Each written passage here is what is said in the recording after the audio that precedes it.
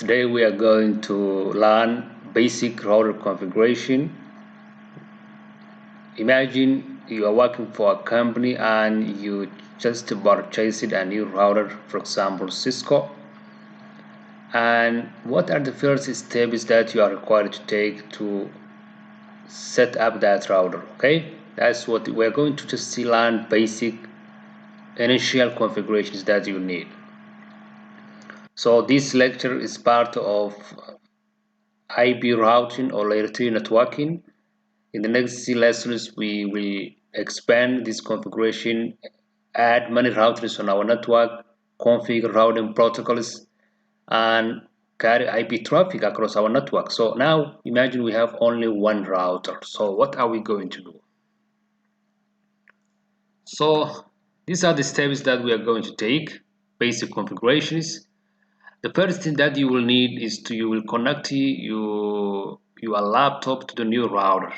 Where will you connect it? That is the main question. You will connect to the console board of the router, and you are going to use a special cable called console cable. So when you are buying a new router and they ship you the router inside a box, they always include a console cable there, which is a blue cable that will help you do some basic initial configuration. So once you connect console cable between your laptop and your new router, you need to set up a host name and name your router, because when you are designing or planning a network, you need to know what's the name of your router, so that next time if you come back and log into your router, you know which router it is by this host name identification. So we are going to name it. And then one of the most important things to do in routing, we need to configure interfaces and assign IP addresses. We will see how to do that. Then, because every time we cannot connect our laptop to router using console cable, sometimes we need to manage our router remotely behind a switch or behind our local area network. So we are going to set up the protocol user to remotely manage the router called telnet. Telnet is not secure. SSH is used, which is more secure, but I have seen very many people using telnet, so I will show you the basics. Once you know telnet, you will know how to do SSH. And then how to save your configuration is we will see two places where the router saves the configuration: running config and startup config. We will see the difference between and how to set up each one. This is automatic. The router will automatically save here, but it's your job to save your configuration permanently in the startup config. So this is going to be our setup for initial configurations. This is our new router. We installed it on our rack and we inserted the power cable. It has booted and it is ready. So this is the console cable I was talking about. It has two ends. One end is RS232 for connection, for serial connection of your laptop. So this side, which is the serial end, you are going to connect to the RS232 port back at your computer. I know newer computers don't have this one, so you are going to use Ethernet to RS-23 adapter, for example. You are going to use that, or maybe USB to Ethernet adapter, so that USB, so you will have one here USB and here Ethernet. This Ethernet or RJ45 port is going to be plugged into the console port of the router. When you look at the back of your router, there is one specific port. There is a label below it saying console. So this RJ45 and you are going to plug in there.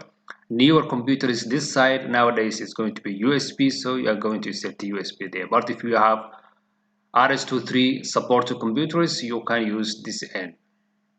So this is how you are going to do a practical initial connection between your laptop and your router using console cable.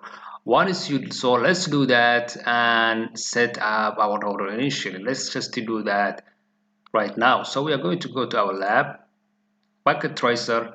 Let's grab one router, let's say 2911, and we need a laptop. So here's our laptop. So, and we need what? Console cable. If you come to the connection section, there is this arc blue, that's going to be console cable. So on the computer you are going to connect to RS23 port, the serial port I just showed to you, and on the router you are going to connect to the console port. So this is the way you are going to set up your initial configurations. Then you go to your router, and when you go to your router you need to download terminal application that's going to bring the initial portal of the router on your PC. One of them is called I use it POTI.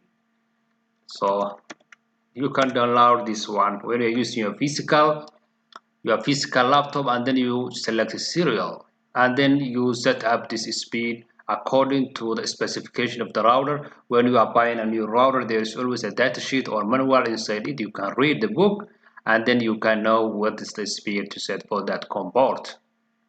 Then you say open.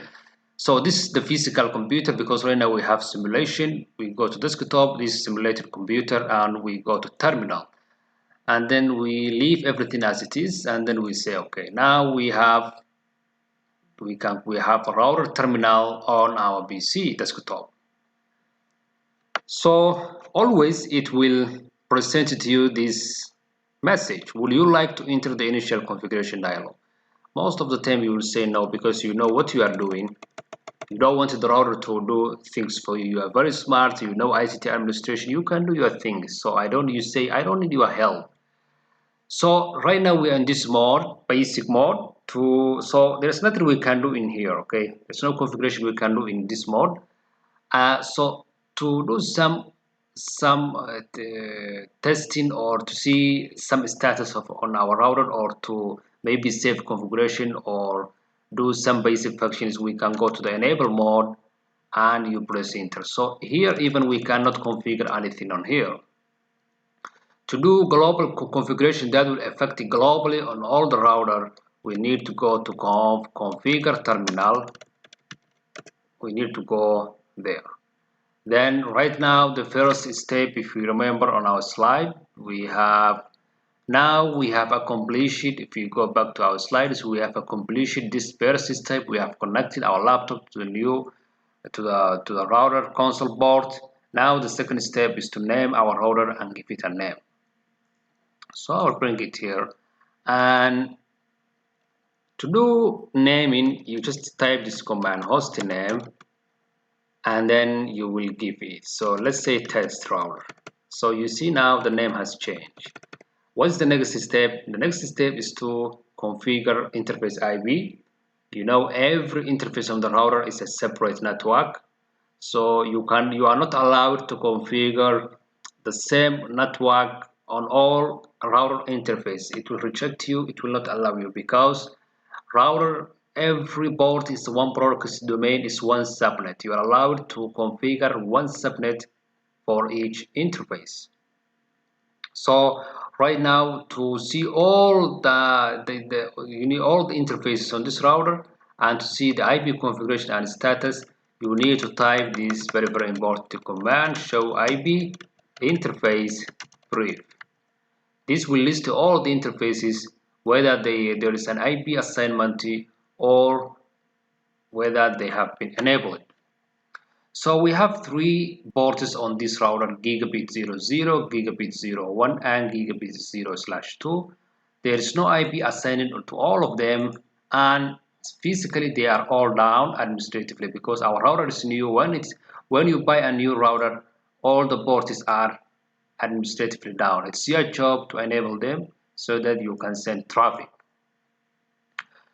So let's say that we want to connect our local area network, our switch, to this first port, gigabit 0/0. So we say conft. This conft is shortcut of configure terminal. So right now let's go under the interface that we wanted to do the configuration. So it's interface gigabit 0/0, and let's say we are going to use in this case the IP, the network 192.168.1.0/24. Let's say we are going to use that network. So There is a network address. The network address we cannot use it. For example, if I write everything right here and I delete that everything here, we are going to use for this test 192.168.1.0/24. This is for network connecting to gigabit 0/0. That's our interface. So that's going to be our separate. If you want to configure the other interfaces, they are going to be a different network than this. So because every router interface is a separate network. So if that is the network address, we can assign the interface the first usable IP address, which is not 1. So let's do that. We are now under interface gigabit 0/0. I will say IP address 192.168.1.1. Subnet is 255.255.255. So that's /24. What is the next step? We have assigned an IP address, but our interface is still down. Let's enable it. So the command to enable it is no shots. Now our interface is up. If we again test the interface status, show IP interface brief. Now we see that our first interface is up and running. Physically it's up, but the LAN protocol is down. What this means is that that interface right now there is nothing connected to it, whether it's PC or a switch. So we are going to connect the switch right at the moment when we are configuring remote management. But right now, because we are still connected this router through console port, this port there's no cable on it, so that's why LAN protocol is down. Once we connect a device on that port, whether it's a switch, normally it's a switch or just a PC, it's going to come up as we will see. So IP interface configuration we are done. Let's now configure remote management. Every time we cannot hang around on a router is in the system room, most of the times in the system has AC, it's very cold, the weather is very harsh, we cannot live in there. So what most people do is that because from the router we have a switch which is going to be our local area connection, I can take a long cable up to my office and I can manage my router from my office. That's what is called remote management. So to do that, we are going to use this protocol called telnet. Let's configure that. How to configure telnet? You go to global configuration mode, and then you go to the interface that belongs to the telnet. That's line PTY. But it has privilege levels from 0 to 15. So we enable all privilege levels 0 up to 15. So for someone who wants to manage remotely, he will need username and password, right?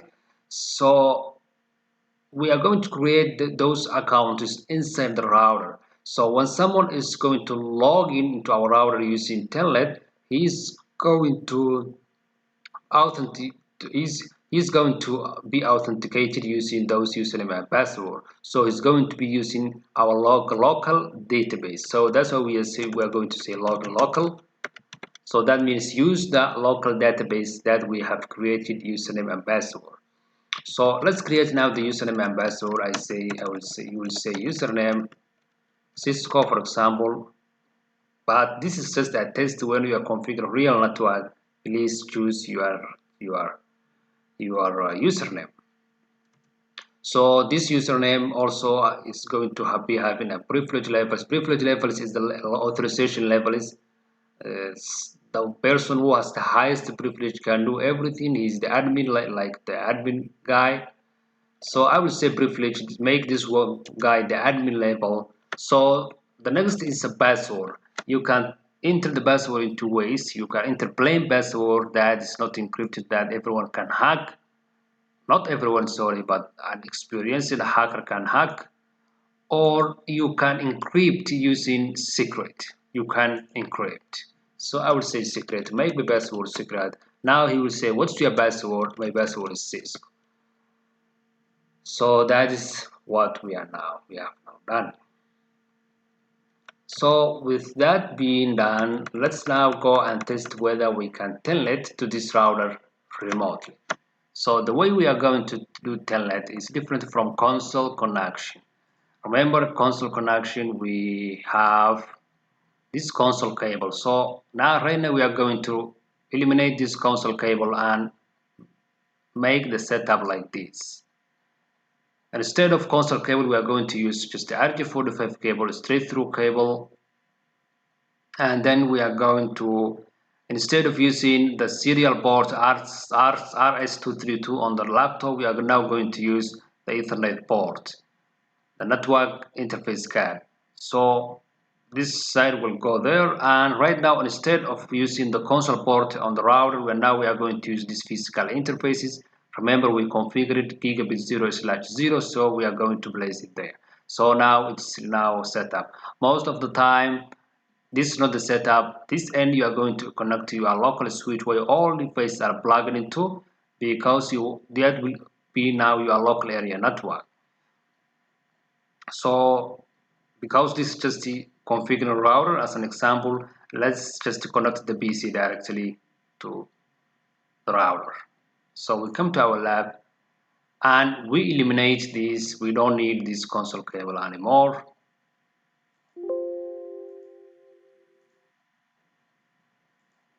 So right now we are going to grab an Ethernet straight through cable, and then we are going to plug this one to, instead of RS232, now we are going to use the Ethernet port, and on the router the interface which is configured, which is gigabit 0/0 already is up. Now let's go to telnet from here. Before we go to telnet, we need to assign IP address to our laptop, otherwise it cannot communicate. So you come to your laptop and you go to IP configuration mode here, and let's assign an IP address to our router 192.168.1.1. We have assigned the router. Now let's use .2, and this is going to be our subnet mask. You don't need to be using what you call you don't need to be using default together, because we are in a local area network right now. So let's go right now with IP configured on the PC. Let's test if we can ping the router itself. Before you do that, the first step is that once you configure your computer, always check that what you have set up is correct. So the way you check IP configuration on your laptop is to type ipconfig for Windows. So the IP has taken effect. Let's see if we can ping the router 192.168.1.1. Yes, we can now ping. Let's now see if we can telnet to our router also. So the way you test the telnet is to type the command telnet, then type the IP on the port of the router that you are connected to. It was 1.1. As you can see, we can now enter we can telnet to our routers, and we can manage the router from our PC using a telnet. So let's say show IP interface brief, and you see right now we are in our office on our desk, and we are enjoying accessing our router. So that step is also now done. What is the next step that we can do? The next step we can do when we are doing initial configuration on the router, and which is going to be the final step, is to save your configuration. Right now we have done configuration on our router here. If you come to your router and try to reboot your router by just unplugging the power cable and then plug in, then the next time your router reboot is, you will find that all the configuration is lost. So the reason it's lost is that when you are doing configuration, the router is going to save the configuration in the run config. Running config is like the non-volatile RAM in your PC. So for you to permanently save your configuration, you need to save it into the flash memory. That flash drive is the permanent storage for your configuration. It's called startup config. So what you are going to do is that you are going to save your configuration from the running config, which is temporary, and if the power goes out off, you will lose it to the startup permanently, which is the flash drive. So the way you are going to do that is to write this command. Right now we are on telnet. We are going to do the command here. You say conft and then you say no, you are not. You are going to do the saving from this mode called the privilege mode. You will type copy running config startup config. Before we do that, let us see if there is any configuration on our startup config. So we say show startup config and there is nothing is present. If all the configuration is in the running config and now our router is at risk if power goes off. So now let's save it, copy running config to startup config and we save it. Again, now if we say that show startup config, now you see all our configuration is permanently saved on our router. If we now try to reboot our router, we are not going to lose our data right now. So you say reload and it has already been loaded. So the connection telnet is now disconnected because the router is rebooting. That's why the connection is lost. Now the router has booted up. Let's now telnet again. You see right now everything is there. You say show startup. Now all the configuration is safe. So this is the basic router configuration. I hope you enjoyed it. Thank you very much.